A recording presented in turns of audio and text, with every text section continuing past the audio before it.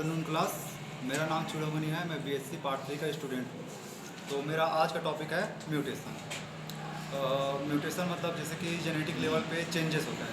Changes मतलब gene के structure में चेंज हो सकते हैं, क्रोमोसोम के नंबर स्ट्रक्चर में भी चेंज हो सकते हैं, डीएनए के न्यूक्लियस स्ट्रक्चर में भी चेंज हो सकते हैं। ठीक है। तो ह्यूगो डी व्रीज जो एक वैज्ञानिक हैं, उन्होंने आइनोथीरिया लेमार्कियाना में म्यूटेशन का अध्ययन किया था। तो ह्यूगो डी व्रीज के अनुसार हम देखते हैं किसी जीव के आनुवंशिक लक्षणों या आनुवंशिक पदार्थ में आकस्मिक रूप से या वंशानुगत रूप से जो चेंजेस होते हैं उसे हम क्या बोलते हैं, म्यूटेशन। ठीक है। तो जैसे कि अब म्यूटेशन होता है तो म्यूटेशन के फलस्वरूप एक नए जीव की उत्पत्ति होती है जिसे हम क्या बोलते हैं, म्यूटेंट या उत्परिवर्ती बोलते हैं। तो हम देखते हैं स्टेज ऑफ म्यूटेशन। ठीक है। तो म्यूटेशन का स्टेज जैसे कि डेवलपमेंट और ग्रोथ के जैसे कोई स्टेज होता है उसमें जो है म्यूटेशन हो सकता है, होता है। तो जैसे कि युग्मकों का निर्माण मतलब युग्मकों के निर्माण के पूर्व म्यूटेशन होता है। ठीक है। तो उसके कारण जो बनने वाले युग्मक होते हैं वो प्रभावित हो जाते हैं। तो युग्मकों के बनने वाले जो सभी जीव होते हैं उनमें उत्परिवर्तन होता है। तो ऐसे म्यूटेशन को हम क्या बोलते हैं, जर्मिनल म्यूटेशन या युग्मकीय म्यूटेशन बोलते हैं। तो जैसे कि म्यूटेशन किसी एक युग्मक अथवा जायगोट में होता है, तो जायगोट में होता है तो इससे बनने वाले केवल एक ही जीव में म्यूटेशन होता है। तो हम देखते हैं टाइप्स ऑफ म्यूटेशन। तो टाइप्स ऑफ म्यूटेशन क्या है, इसमें आता है म्यूटेशन। तो फर्स्ट इसमें देखते हैं दो प्रकार से, on the basis of hereditary change in genome, मतलब जीवों के जीनोम में आनुवंशिक परिवर्तन के आधार पर, और एक आता है on the basis of genome, on the basis of origin के आधार पर। तो on the basis of hereditary change in genome यह तीन प्रकार से हो सकते हैं, क्रोमोसोमल म्यूटेशन, जीन म्यूटेशन और सोमेटिक म्यूटेशन। तो हम देखते हैं क्रोमोसोमल म्यूटेशन। ठीक है।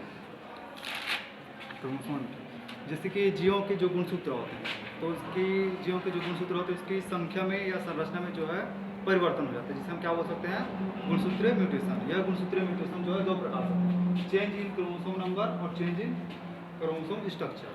तो चेंज इन क्रोमोसोम नंबर जैसे कि क्रोमोसोम के जो संख्या होती है ना उसमें परिवर्तन हो जाती है। जैसे कि कोई सोमेटिक सेल है, तो सोमेटिक सेल है उसमें क्रोमोसोम की संख्या कितनी होती है, क्रोमोसोम की संख्या कितनी होती है, 46। तो 46 होती है। ठीक है। तो इस तरह इसकी संख्या में जो है परिवर्तन हो जाता है। जैसे कि डिप्लॉइड सेल 2n कितना होगा, 46। तो जैसे कि 2n + 1 कितना हो जाएगा, 47, और 2n - 1 कितना हो जाएगा, 45। तो इस तरह इसकी मतलब संख्या में जो है अधिकता या कमी होती है।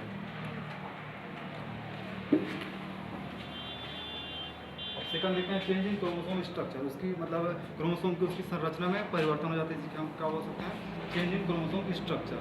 तो उसकी स्ट्रक्चर में हम देखते हैं जैसे कि डिलीशन मतलब जैसे कि ये क्रोमोसोम की संरचना है।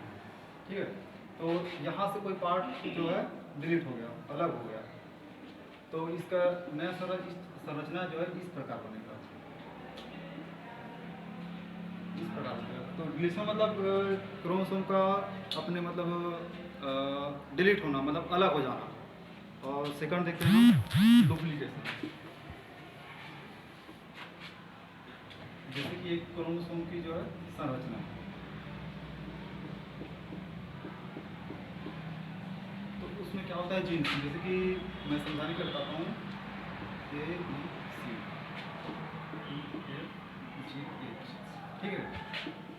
तो उसके अंदर जो है जीन होता है। तो इसमें जो है डुप्लीकेशन मतलब द्विगुणन होना या तो संख्या में इसमें वृद्धि हो जाता है।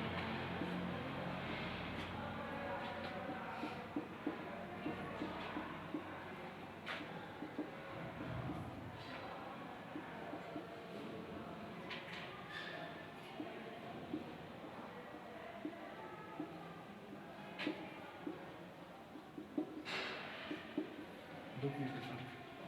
ठीक है। तो इसकी संख्या में थोड़ा वृद्धि हो गया तो स्ट्रक्चर इस प्रकार थोड़ा बड़ा बन जाता है। तो क्रोमोसोम के स्ट्रक्चर में भी चेंजेस हो जाते हैं। तो हम सेकंड देखते हैं जीन म्यूटेशन। जीन म्यूटेशन, ठीक है।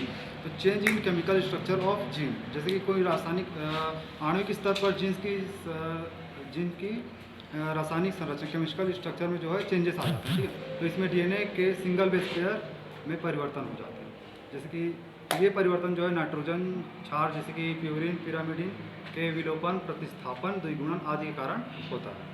तो डीएनए क्रम में हुए परिवर्तन वंशानुगत होते हैं। ऐसे म्यूटेशन के कारण जीवों में नए वंशानुगत लक्षणों की उत्पत्ति होती है। तो जीन म्यूटेशन जो है दो प्रकार से देखते हैं, बेस पेयर सब्स्टिट्यूशन और फ्रेम शिफ्ट म्यूटेशन। तो पहला हम देखते हैं बेस पेयर सब्स्टिट्यूशन। तो ऐसे जीन म्यूटेशन या पॉइंट म्यूटेशन जिसमें डीएनए के न्यूक्लियोटाइड के क्षारकों के जोड़ों में रासायनिक उतार चढ़ाव के कारण परिवर्तन हो जाता है, जिससे कि डीएनए का एक न्यूक्लियोटाइड जो है दूसरे न्यूक्लियोटाइड के स्थान पर आ जाता है, जिसे हम प्रतिस्थापन कहते हैं। तो जैसे इसमें बेस पेयर सब्स्टिट्यूशन में एडेनिन थायमिन से या ग्वानिन साइटोसिन अथवा ग्वानिन साइटोसिन से एडेनिन थायमिन के मध्य में होता है। तो हम इसमें जैसे कि उदाहरण देखते हैं, एडेनिन का अमीनो रूप जो है केमिकल चेंज के कारण किस में बदल जाता है, इम्यूनो रूप में बदल जाता है। जैसे कि हम देखते हैं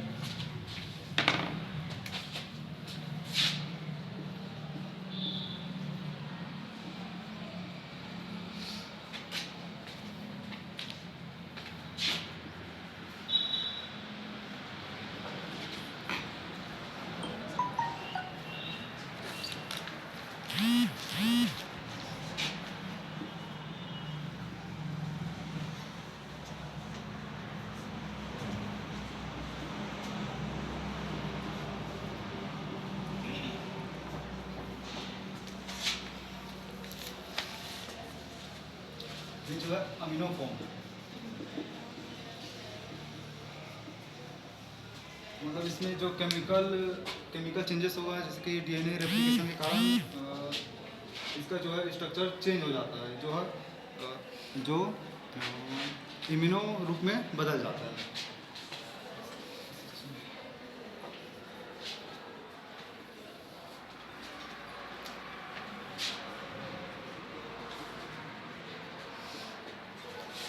ठीक है, ये है अपना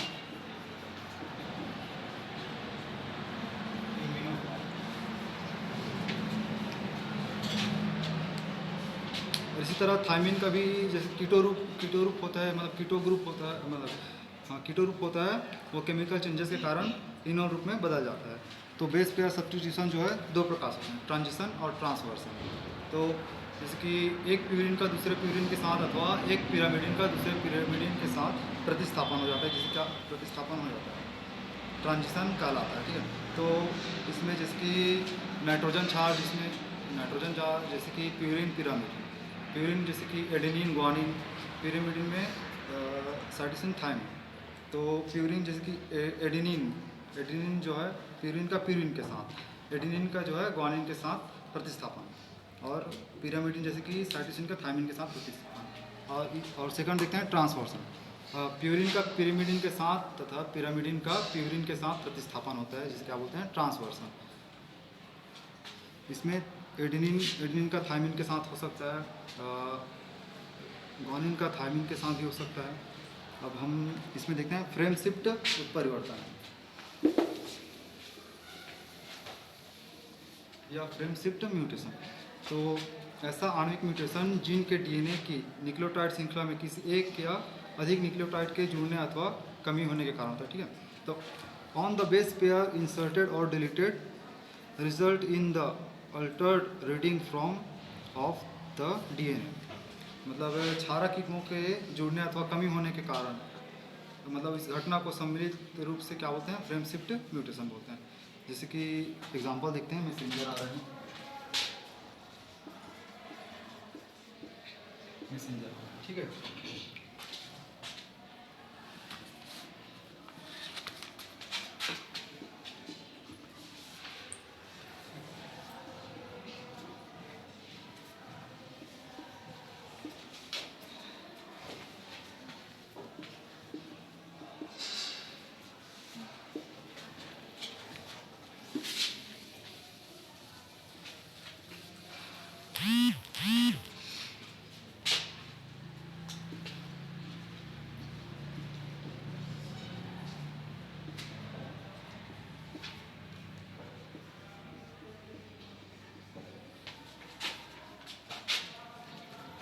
मैसेंजर आरएनए का हम एग्जांपल देखते हैं, ठीक है।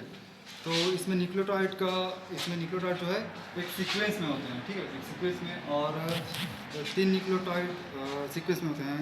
ये कॉपी कहाँ से होते हैं? फ्रॉम द डीएनए से कॉपी होते हैं। तो इसमें 3 न्यूक्लियोटाइड जो है इसको एक साथ पढ़ते हैं, एक फ्रेम के रूप में पढ़ते हैं, ठीक है, इसको एक साथ रीड करते हैं, ठीक है। तो जैसे कि इस AUG का जो है कोडॉन क्या होगा? मेथ्यूनिन। जी का क्या होगा? ग्लाइसिन। GCC का एलानिन, ठीक है। तो इसकी संरचना में नहीं, तो जैसे फ्रेम शिफ्ट म्यूटेशन, इसमें इंसर्टेड होगा या डिलीटेड, ठीक है। तो हम देखते हैं इंसर्शन।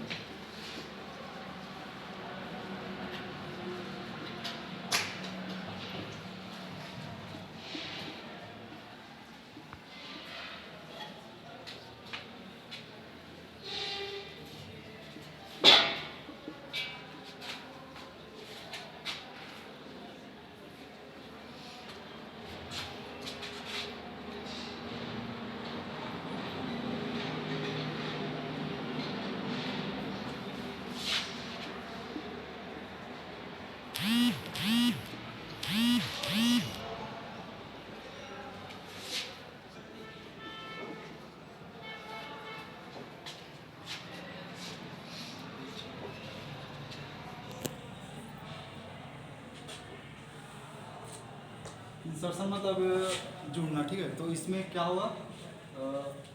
ये एक सीक्वेंस में है, इसमें इस न्यूक्लियोटाइड में जो है एक पिरामिडिन जैसे कि यूरेस, तो इसमें जुड़ जाता है। तो इससे स्ट्रक्चर क्या मतलब इसमें चेंज हो सकता, मतलब इस सीक्वेंस में जो है चेंज हो जाएगा इस सीक्वेंस। तो इसमें जैसे कि इसमें यूरेस का, तो इसका स्ट्रक्चर, इसका सीक्वेंस इस प्रकार बन जाएगा।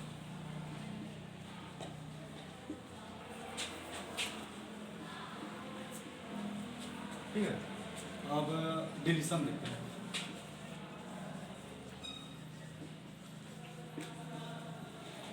मतलब इस सीक्वेंस में जो है एक न्यूक्लियोटाइड जो है हट जाएगा।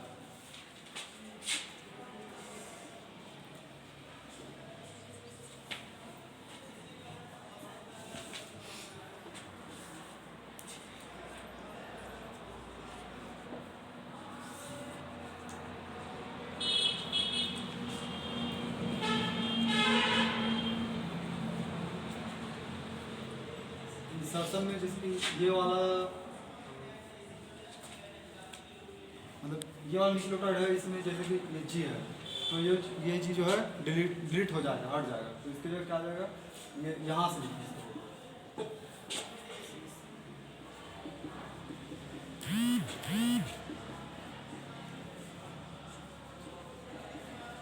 इस प्रकार से बनाना है, ठीक है।